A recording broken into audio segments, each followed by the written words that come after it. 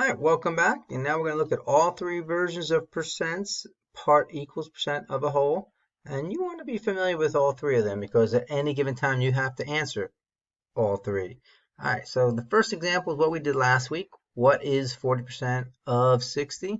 And as we go through this, we're going to look at changing our percent to a decimal. Now, what is, we don't know. So part equal, remember is means equals.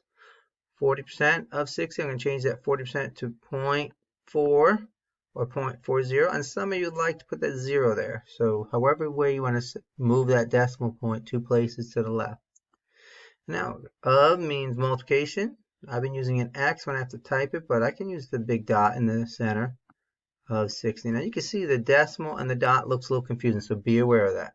And now, 0.40 times 60, part equals 24. Our answer is 24 is 40% of 60. Not too bad. That's when we practiced last time. That comes up a lot of different percent questions. So you want to be an expert at this one. This is going to be a really good. But we do get some different questions. Here's another one. 30 is 6% of what number? Again, we're going to translate it. 30 is means equals. 60%, we're going to change it to a fraction or a decimal. I'm going to continue to change it to a decimal, especially since I have access to my calculator. Of means multiplication. Now I'll use an X just so you can see the difference. Of what number? I don't know. Now let's divide by 0.60. Whatever I do to one side, I do the other. So divide by 0.60.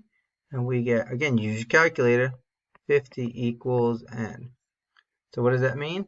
30 is 6% of what number? 30 is 6% of 50. And let's say you were taking baskets. You got 30 of them in. Your coach said you got 6% of them in. How many shots did you take? You got 50 shots. And you got 30 out of the 50, which is 60%. All right. And if you were playing basketball in the NBA and you shot 60%, that's a really good percentage. All right.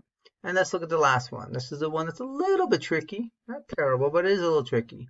8 is what percent? I don't know. I'm going to change my variable to an M of 20. Again, I want to get my variable by itself, divide by 20, they cancel out. Whatever I do to one side, I do the other. In this case, I get 0.4 equals M. But this is where we want to notice, it said what percent?